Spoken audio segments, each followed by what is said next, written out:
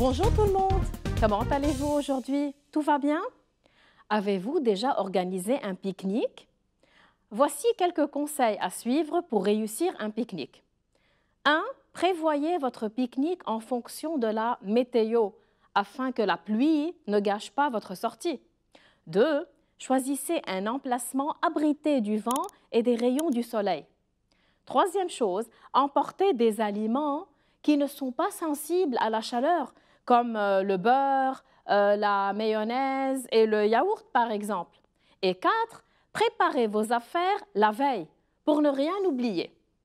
Dans cet épisode, Rose va en pique-nique avec ses parents. Voyons ensemble l'aventure qu'ils vont vivre.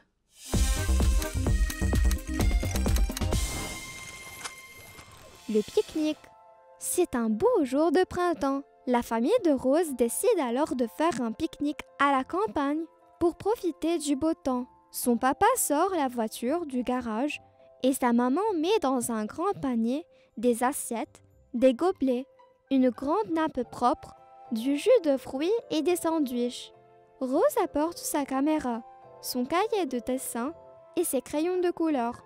Une fois sur les lieux, la famille étale la nappe à l'ombre d'un arbre et s'installe pour se régaler. Le soleil envoie darde ses rayons dorés sur l'herbe. L'air est clair et la terre est comme un tapis vert. Les oiseaux gazouillent et les papillons voltigent d'une fleur à l'autre. Après avoir pris plusieurs photos, Rose s'inspire du beau paysage pour faire un beau dessin à sa maîtresse. Avant de partir, la maman de Rose s'assure que tout est propre. La nature est un trésor, dit-elle. Prenons-en soin. Quelle belle histoire! Rose a dû s'amuser comme une folle avec sa famille. Il est temps maintenant de lire ensemble le texte. Vous êtes prêts? Il s'intitule « Le pique-nique ». C'est un beau jour de printemps. La famille de Rose décide alors de faire un pique-nique à la campagne pour profiter du beau temps. Son papa sort la voiture du garage et sa maman met dans un grand panier des assiettes, des gobelets, une grande nappe propre, du jus de fruits et des sandwichs. Rose apporte sa caméra, son cahier de dessin et ses crayons de couleur. Une fois sur les lieux, la famille étale la nappe à l'ombre d'un arbre et s'installe pour se régaler. En quelle saison l'histoire se déroule-t-elle? Au printemps, très bien. Quelles sont les autres saisons de l'année? Vous les connaissez? Très bien. Il y a le printemps, il y a l'été, il y a aussi l'automne. Faites attention comment on prononce l'automne. Et l'hiver. Très bien. Voyons voir maintenant la suite de l'histoire. Le soleil envoie darde ses rayons dorés sur l'herbe.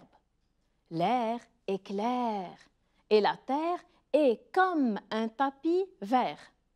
Les oiseaux gazouillent et les papillons voltigent d'une fleur à l'autre.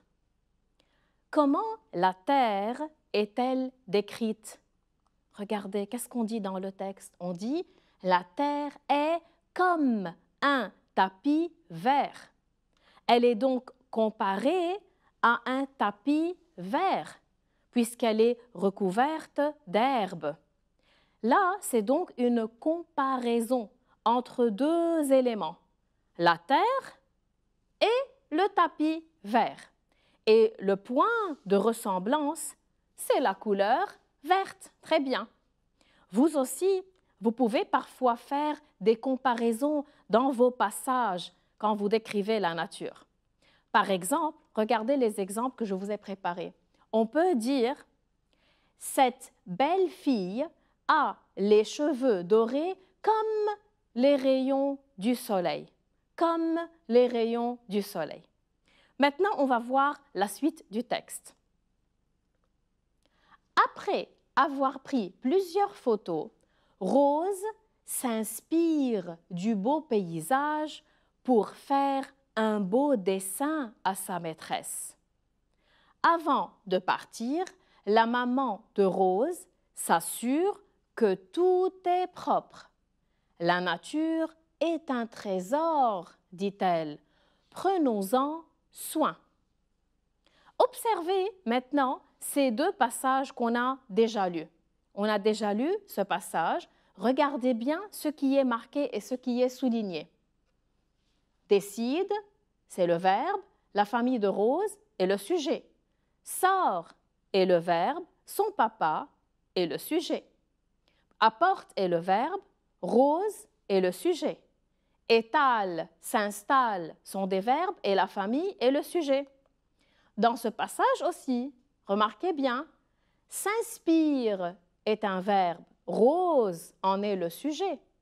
S'assure est un verbe et la maman de Rose en est le sujet. Est un verbe, tout est le sujet. Est se répète et la nature est le sujet. Et finalement, il y a prenons et dit qui sont des verbes et elle en est le sujet. Remarquez avec moi ce que je vous ai préparé. Je vous ai préparé un grand tableau dans lequel j'ai fait deux colonnes. La première colonne comporte les verbes du premier groupe et la deuxième colonne, les verbes du troisième groupe. J'ai complété le tableau en classant dans la colonne 1 les verbes du premier groupe et dans la deuxième colonne les verbes du troisième groupe. Remarquez bien leur terminaison. Et le verbe être, il n'appartient à aucun groupe. Attention, vous rappelez-vous? Maintenant, on va voir, est-ce que vous vous rappelez quelles sont les affaires que la mère de Rose met dans le panier? Remarquez bien, sa maman met dans un grand panier des assiettes, des gobelets, une grande nappe propre, du jus de fruits et des sandwichs. Bravo! Parfois, pour citer des objets ou bien des personnes, on peut les énumérer. On appelle ça une énumération. Pouvez-vous énumérer les affaires? Un panier, une nappe, des assiettes, des gobelets, du jus et des sandwichs. Très bien. Qu'est-ce que vous suggérez aussi? Qu'est-ce qu'on peut prendre avec nous? Du chocolat, des biscuits, un ballon, des raquettes. Très bien. Si vous pensez organiser un pique-nique, faites un plan pour que tout soit bien organisé. Finalement, mes amis, j'espère que vous avez aimé cet épisode. Je vous dis merci pour aujourd'hui et à la prochaine.